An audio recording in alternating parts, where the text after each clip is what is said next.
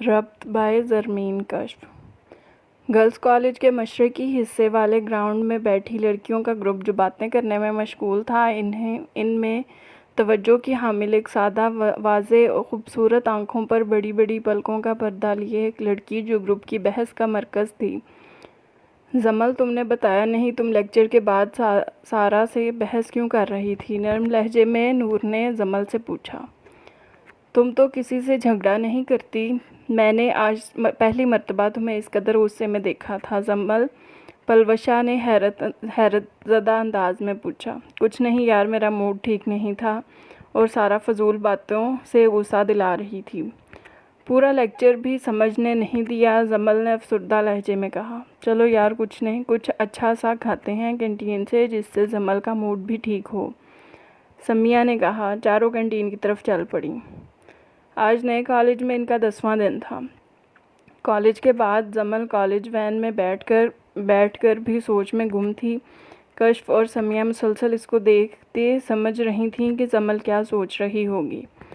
लाहौर के आला मेयार और साफ़ सुथरा इलाके में जमल का घर था। वैन से उतरते दोनों दोस्तों को अल्लाह हाफिज़ कहते वो घर में दाखिल हुई।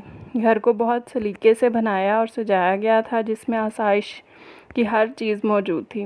जमल एक मिडिल क्लास घराने से ताल्लुक़ रखती थी। इस घर में दाखिल होते ही जमल ने अम्मी को सलाम किया। उज़्मा बेगम ने सलाम का जवाब देते नरम लहजे में पूछा, मेरी गुड़िया आज परेशान लग रही है, कॉलेज में कुछ हुआ है? नहीं अम्मी जान, बस आज थोड़ा थक गई हूँ, इसलिए आपको महसूस हुआ। जमल का लहजा सर्द था। अच्छा, उज़्मा बेगम ने धीमी आवाज़ में कहा। हाँ, कॉलेज में इससे मज़दूरी करवाते हैं, इसलिए थक गई है, शहरियार ने मजाक करते हुए कहा, जो सोफ़े पर बैठा टीवी देखने में मसरूफ़ था। हाँ, वो कह रहे थे कल से शहरियार को भी ले आना। जमल ने भी शहरियार की बात के जवाब दिया। शहरियार जमल से 2 साल बड़ा भाई था। हाँ जमल, कल से इसे साथ ले जाना, शायद तुम्हारे कॉलेज वालों का भला हो जाए। जब से छुट्टियां हुई हैं घर में फजूल हमें तंग करता है। सीढ़ियों से नीचे उतरते शाहवेज़ ने कहा। जमल तमस्खुराना अंदाज में मुस्कुराते हुए बोली, जी भाई ज़रूर। शाहवेज़ जमल से और शहरियार से भरा था। आ लेने दो साजिद भाई को, इनसे शिकायत करूँगा, शहरियार ने मुँह बनाते हुए कहा। साजिद इन सबसे बड़ा भाई था। जमल, जाओ यूनिफॉर्म तब्दील कर लो, तुम्हारे भाई और अब्बू आने वाले होंगे, मैं खाना लगाती हूँ, अम्मी ने कहा। जमल अपने कमरे की तरफ चल दी। फरवरी की सुबह हल्की हल्की सी धुंध में सफ़ेद और काले ट्राउज़र, शर्ट और काली जैकेट में मलबूस एक दुबला पतला लड़का, चेहरे पर हल्की हल्की दाढ़ी, 25 साला नौजवान सड़क पर पैदल चलता किसी दुकान के करीब आकर रुका। भाई साहब, यहाँ से थोड़े फासले पर मेरी गाड़ी ख़राब हो गई है, क्या यहाँ कोई मैकेनिक मिल सकता है? इसने अदब से पूछा। जी नहीं भाई, ये तो करियाना स्टोर है और चाय का स्टॉल है, यहाँ तो ऐसा मुमकिन नहीं, दुकानदार ने अफसरदगी से कहा।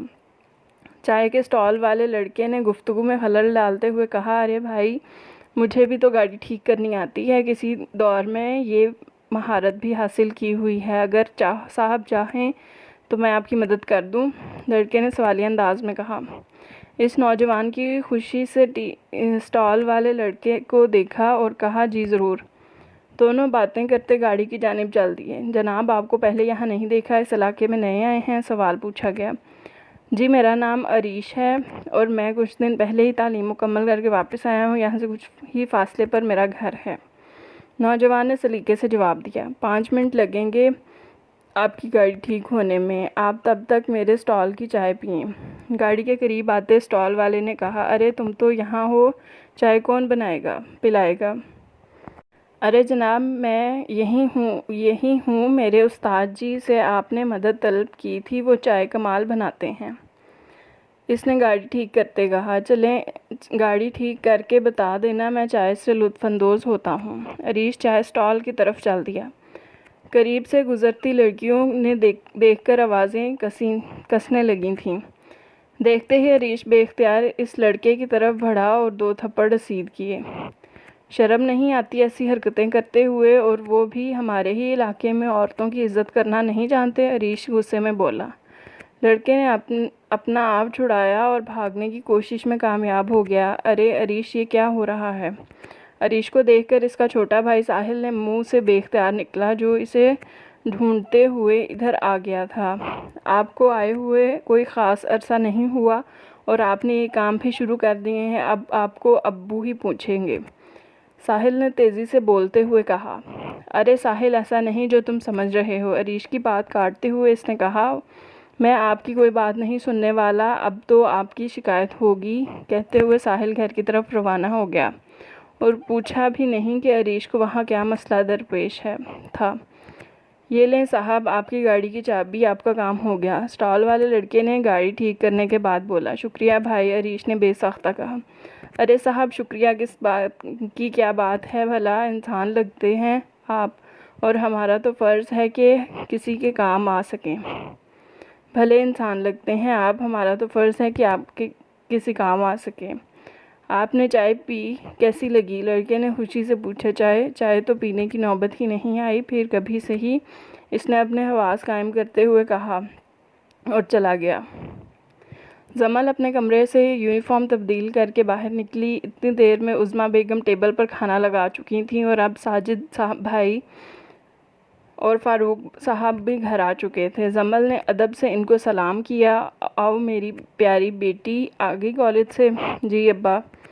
चलो भाई आ जाओ सब खाना खाने, बहुत भूख लगी है। शहरियार ने खाने की मेज़ से सबको आवाज़ दी।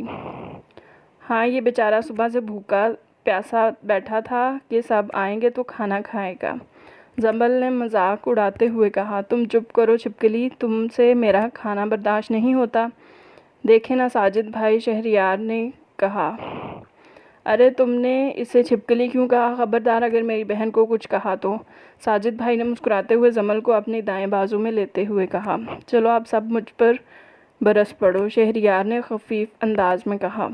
देखें कैसे सड़े हुए करेले की तरह मुंह बनाया है, जमल ने हंसते हुए घर वालों को मुखातिब करके कहा। सब जमल की बात पर हंसने लगे। वो घर में सबसे छोटी और सबकी लाडली थी। खाने की मेज़ पर बातें मज़ीद आगे बढ़ीं। साजिद भाई, मैंने आपसे वादा किया था कि आप मुझे स्मार्टफ़ोन लेकर देंगे जब मेरी एफएससी मुकम्मल होगी। मेरे पास अम्मी का मोबाइल फ़ोन है इस्तेमाल करने के लिए, मगर अब तो सबके पास स्मार्टफ़ोन है। आप मुझे कब लेकर देंगे? जमल ने साजिद भाई से सवाल किया। हाँ, अब जब तुम 3rd ईयर का इम्तिहान पास करोगी तो फिर दिला दूँगा, अभी तो कोई चांस नहीं, साजिद भाई ने हंसते हुए कहा। जमल ने अफसुर्दा मुंह बनाया और कुछ बुड़बुड़ाई। आपने बस बहाने ही बनाने हैं। जमल, मैंने तो अब नया फ़ोन ले लिया है, तो मेरा वो दूसरा फ़ोन अब फ्री है, तो वो बेचने से अच्छा है कि तुम रख लो। शाहवेज़ फ़ारूक ने जमल को देखते हुए कहा। ओह यस, जमल के चेहरे पर खुशी नुमाया हुई। जमल के घर का माहौल बहुत अच्छा था। वो एक जट फैमिली से ताल्लुक़ रखती थी। इनके घर का माहौल मुनासिब था। वो लोग जमल से बहुत प्यार करते थे और इसे सबसे ज़्यादा रोक टोक का सामना नहीं था। और अल्लाह की करनी ऐसी थी कि जमल ख़ुद भी बहुत समझदार थी। अपनी ख्वाहिश से ज़्यादा अपने घर वालों के बारे में सोचती थी। शायद ये इसकी अम्मी की तरबियत ही का नतीजा था, क्योंकि वो ख़ुद एक सलीकाशार ख़ातून थीं और कुछ जमल की फ़ितरत ऐसी थी कि वो बहुत हंसमुख और हर बात को गहराई से सोचने वाली और जल्दी पिक करने की सलाहियत रखती थी। शाम होते ही हर तरफ परिंदों के घर लौटने का मंजर था और ढलती शाम में हाथों में परिंदों के लिए खाना और एक बर्तन में पानी लिए वो अपनी छत पर खड़ी थी। छत पर परिंदे भी जमा थे। इसने जग से पानी छत पर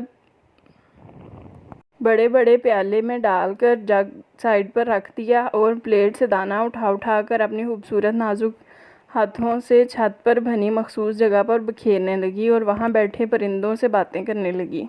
अच्छा, तो सबको भूख लगी थी। देखो आप सब का खाना आ गया। मेरे प्यारे दोस्त मेरा इंतज़ार कर रहे थे। सब जमल अपनी धुन में मगन परिंदों से बातें कर रही थी। वो रोज़ सुबह कॉलेज जाने से पहले और शाम को मगरिब के वक्त परिंदों को खाना डालती थी और इनके लिए पानी रखती थी।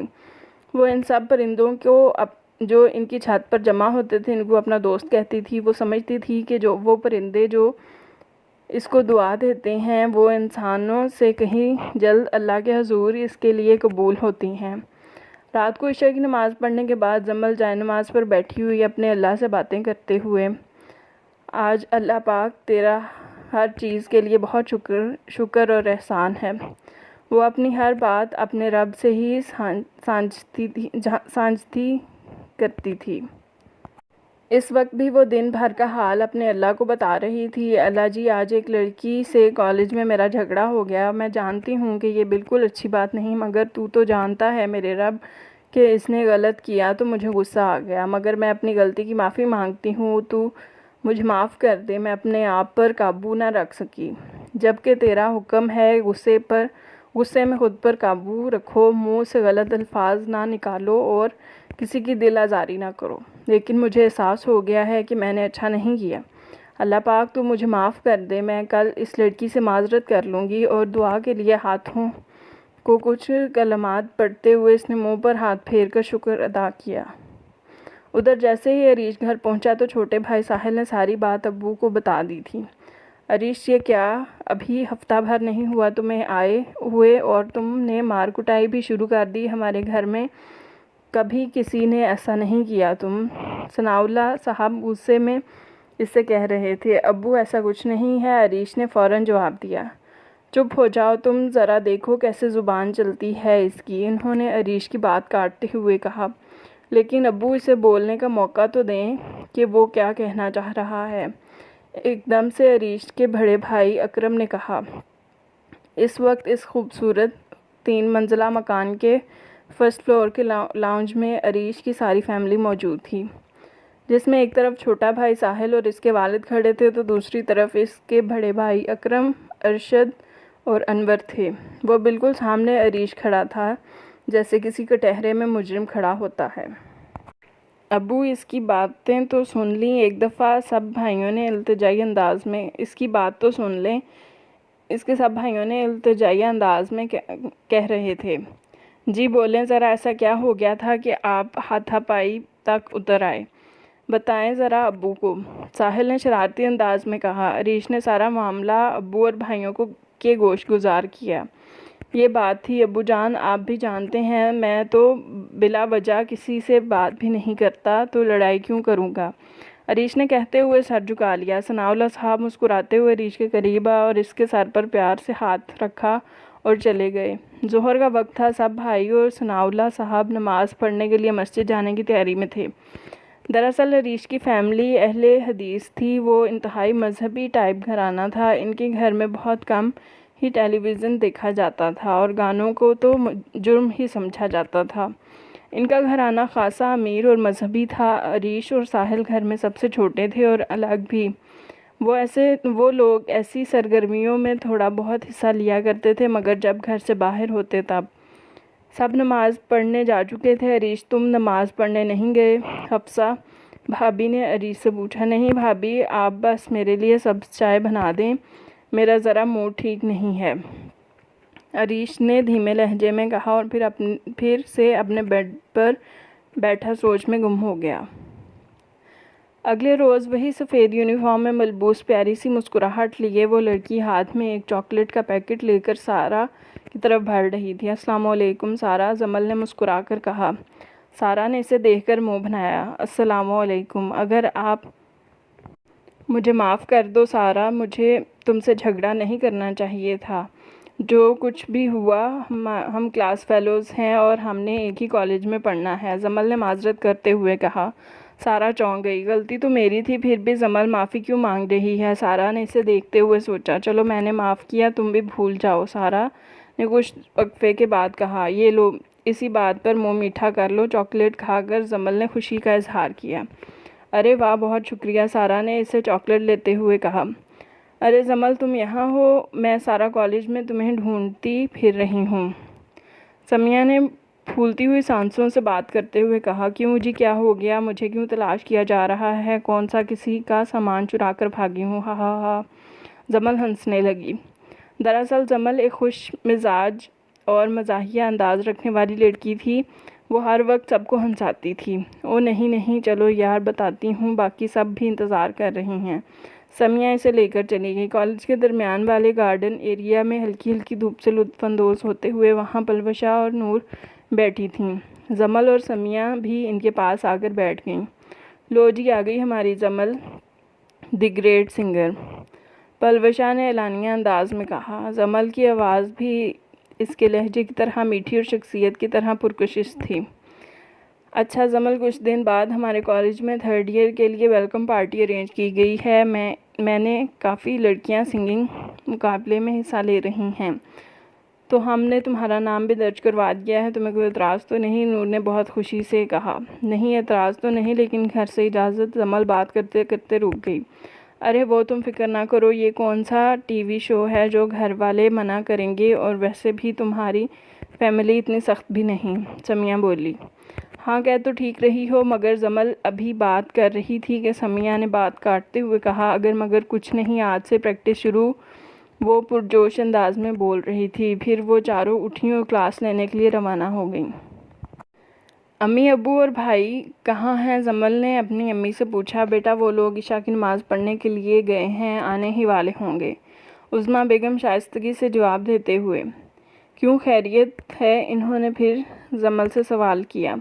जी अम्मी, खैरियत है। वो लोग आ जाएं तो सबको साथ बताऊंगी, जमल ने खुशी से कहा। अरे भाई, क्या है, क्या राज़ो न्याज की बातें हो रही हैं माँ बेटी में? इतने में फ़ारूक अहमद और इनके तीनों बेटे भी आन पहुँचे। माशाल्लाह, बहुत लंबी उम्र है आपकी। मैं अभी अम्मी से आपके बारे में ही पूछ रही थी। मुझे आप सबसे बात करनी है, जमल बहुत पुरजोश अंदाज में कह रही थी। जी, तो मैडम की कोई नई फरमाइश आने वाली है? शहरियार ने हंसते हुए कहा। देखिए अब्बू, अभी तो मैंने बात शुरू भी नहीं की और ये मुझे टोकने लगा, जमल ने मुंह बनाते हुए कहा। तुम छोड़ो इसको, तुम अपनी बात बताओ, फ़ारूक अहमद ने कहा।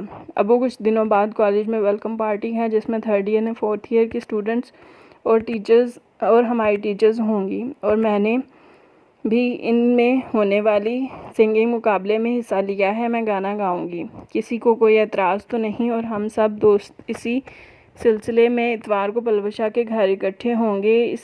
इसके लिए भी आपकी इजाज़त दरकार है, जमल ने सवालिया अंदाज में कहा। हमने तुम्हें कभी किसी चीज़ से नहीं रोका जमल, क्योंकि हम जानते हैं कि तुम समझदार हो और अच्छा बुरा जानती हो। ये सब शौक़ हैं, कॉलेज की हद तक दुरुस्त हैं, और अभी तुम छोटी हो, मगर अपने करियर को लेकर तुमने कुछ अच्छा सोचना है, ठीक है? फ़ारूक साहब ने इजाज़त देते हुए कहा। जमल के चेहरे पर खुशी की लहर दौड़ गई। दरअसल जमल को गाना सुनने और गाने का बहुत शौक़ था, और इसकी पुरकशिश आवाज़ इस काबिल भी थी कि वो एक बाकायदा सिंगर बन सके, मगर इसने कभी इसको अपना प्रोफेशन बनाने का नहीं सोचा था। बचपन से ही वो स्कूल में भी नात ख्वानी के मुकाबले में हिस्सा लेती रही थी। मुझे माफ़ कर दें भाई, मैं माजरत ख्वाह हूँ, मुझे ऐसा नहीं करना चाहिए था, मगर आप भी तो मुझे पहले सारा मामला बता देते, साहिल ने माजरत करते हुए अरीश से कहा। अच्छा वाह, क्या तुमने मेरी बात सुनी थी? बस तुम्हें तो मुझे डांट पड़वाने का जुनून था, अरीश नाराज़ होते हुए बोला। सॉरी भाई, आई एम रियली सॉरी, वो ये कहकर चुप हो गया। अच्छा, जो होना था हो गया, कोई बात नहीं, अरीश ने प्यार से कहा। ये देखें भाई, अब्बू से कल ही ज़िद करके नया मोबाइल लिया है, अब तो खूब मज़े होंगे मेरे। साहिल जेब से एक उम्दा सा स्मार्टफ़ोन निकालते हुए बोला। ओए, तुमने भी स्मार्टफ़ोन ले लिया है? अभी तुम्हें क्या ज़रूरत थी इसकी? अरीश ने हैरत से कहा। लो भाई, स्मार्टफ़ोन की ज़रूरत किसको नहीं है आजकल, ये तो बस आप ही हैं जो अब्बू के ज़माने का फ़ोन चला रहे हैं, साहिल ने हंसते हुए कहा। हाँ, तो मेरे लिए यही फ़ोन ठीक है, ऐसे ही अपना वक्त ज़ाया करता रहूँ तुम्हारी तरह, गेम्स खेल कर, सोशल मीडिया इस्तेमाल करके, अरीश ने जवाब दिया। आप भी अजीब हैं, आप क्यों स्मार्टफ़ोन के ख़िलाफ़ हैं? साहिल ने हैरत का इजहार किया। नहीं, मैं ख़िलाफ़ नहीं हूँ, बस तुम्हें तो मालूम है कि मुझे ये फ़ोन वक्त का ज़्यादा लगता है, और मैं किसी से ज़्यादा बात भी नहीं करता, मेरे फ्रेंड्स सर्कल भी कम है, बहुत गिने चुने लोगों से दोस्ती है मेरी, और इनसे भी कम ही बात करता हूँ, इसलिए मेरे पास यही फ़ोन ठीक है, अरीश ने बड़े नरम लहजे में कहा। चलो भाई आपकी मर्ज़ी, मेरे तो मज़े। अब साहिल ने अपने फ़ोन पर नज़रें जमाते हुए बोला। चलो आप गुम हो जाओ यहाँ से, मुझे नींद आ रही है। अरीश ने इसका बाजू पकड़कर इसे खड़ा करते हुए जाने का बोला। इसे कमरे से प्यार से बाहर निकालते हुए दरवाज़ा बंद कर लिया। रात के 1 बजे अरीश अपने बेड पर लेटे छत को मुसलसल तक रहा था और मुंह में कुछ बोल रहा था। ए मेरे रब, मेरी अम्मी अब्बू को सेहत अता फरमा, अल्लाह ताला इनको कुछ ना होने दे। इनको कुछ हो गया तो मैं कमज़ोर पड़ जाऊंगा। इसकी आंखों में नमी सी थी। जिस लड़के ने बहुत देर पहले ही अपने भाई को ये कहकर कमरे से जाने का कह दिया था कि इसे नींद आ रही है, वो रात के 1 बजे भी जागते हुए अपनी अम्मी अब्बू के बारे में सोच रहा था और इनके लिए दुआ कर रहा था। अरीश के अम्मी अब्बू थोड़े बूढ़े हो चुके थे और अक्सर बीमार रहते थे। वो इनकी सेहत को लेकर बहुत फ़िक्रमंद रहता था। सुबह नाश्ते के वक्त अरीश और साहिल डाइनिंग रूम में बैठे नाश्ते का इंतज़ार कर रहे थे। अम्मी कुछ आज कुछ मज़े का नाश्ता खिला दें, कुछ अलग खाने को दिल कर रहा है। अरीश ने किचन की तरफ देखते हुए कहा। एक तो नवाब साहब की फरमाइशें देखो, साहिल ने मोबाइल पर गेम खेलते हुए तंज़िया अंदाज में कहा। तुम तो चुप ही करो, हर वक्त मोबाइल में घुसे रहते हो। जाओ, अब्बू बुला रहे हैं, इनकी बात सुनो जाके। अरीश ने गुस्से में साहिल को देखते हुए कहा। मैं नहीं जा रहा, आप जाकर सुन लें, साहिल ने जवाब दिया। अम्मी देख लें इसको, मैंने इसका ये फ़ोन ही तोड़ देना है, बहुत बदतमीज़ होता जा रहा है ये। अरीश के माथे पर तेवरियाँ साफ नज़र आ रही थीं। आप तो गुस्सा ही कर गए भाई, जाता हूँ मैं। आपको वैसे हॉस्टल में ही रहना चाहिए। साहिल जाते हुए मुंह में बुड़बुड़ाए। इतवार के दिन सब ने पलवशा के घर जाने का प्लान बनाया था। जमल और इसकी दोस्तें पलवशा के घर जमा थीं। अरे जमल, तुमने फिर से वैसा ही सूट पहना है, एक जैसा ही स्टाइल होता है तुम्हारे सूट का हमेशा, पलवशा ने इसे अजीब अंदाज में कहा। क्या पलवशा, तुम भी? हम सब जानते हैं कि जमल हमेशा से फैशन के मुताबिक नहीं, बल्कि वो ड्रेसिंग करती है जिसमें वो कंफर्टेबल महसूस करे। तुम क्यों ये तबसरे लेकर बैठ जाती हो? नूर ने खफीफ अंदाज में पलवशा से कहा। अरे मैं तो मजाक कर रही थी, पलवशा ने कहा। जमल, तुम बुरा मत मानना। नहीं, मुझे बुरा नहीं लगा। दोस्तों में तो ये सब चलता है, कोई मसला नहीं, जमल ने मुस्कुराते हुए कहा। इसी वक्त आयशा के मोबाइल की घंटी बजी। लो जी, आ गया मेरे होने वाले सरताज का फ़ोन, तुम लोग एंजॉय करो, मैं ज़रा कॉल सुन के आती हूँ। आयशा ने कमरे से बाहर बालकोनी में जाते हुए कहा। आयशा, ज़रा आहिस्ता आवाज़ में बात करना, मेरी अम्मी ने सुन लिया तो मेरी इज़्ज़त अफजाई हो जानी है। पलवशा ने हंसते हुए कहा। यार, ये आयशा किस सरताज की बात कर रही है? इसकी मंगनी हो गई क्या किसी के साथ? जमल ने हैरत से देखते हुए सब दोस्तों से पूछा। अरे नहीं, तुम्हें तो पता है जमल, आजकल ये सब चलता है। और अब आयशा भी। समिया बात करते करते रुक गई। इस दिन सब दोस्तों ने मिलकर खूब हल्ला गुल्ला किया। जब जमल घर वापस आई तो इसकी अम्मी किसी से फ़ोन पर बात कर रही थी। जी सफ़िया आपा, हम ज़रूर आएंगे। जी जमल को भी साथ लेकर आएंगे। ये भी कोई कहने वाली बात है? उज़्मा बेगम फ़ोन का रिसीवर कान को लगाए कह रही थीं। अरे जमल, तुम आ गई? सामने खड़ी जमल को देखकर फ़ोन रखते हुए उन्होंने कहा। अस्सलाम वालेकुम। जी अम्मी, मैं आ गई। और किससे बात हो रही थी? हम कहाँ जाएंगे? इसने अम्मी से पूछा। हम लोग कराची जाएंगे, तुम्हारी फूफो के यहाँ। इन्होंने अपने बेटे की शादी रख ली है। वो ख़ास तौर पर तुम्हारा कह रही थी कि तुम्हें ज़रूर साथ लाएं। तुम्हारे इम्तहानात में भी अभी वक्त है और तुम वैसे भी सर्दी का मौसम पसंद करती हो। अभी हैं भी सर्दियाँ, तो मुझे उम्मीद है कि तुम्हें जाने पर कोई एतराज़ नहीं होगा। जी अम्मी, जैसा आप कहें, इसने हल्की सी मुस्कुराहट होंठों पर लाए जवाब दिया।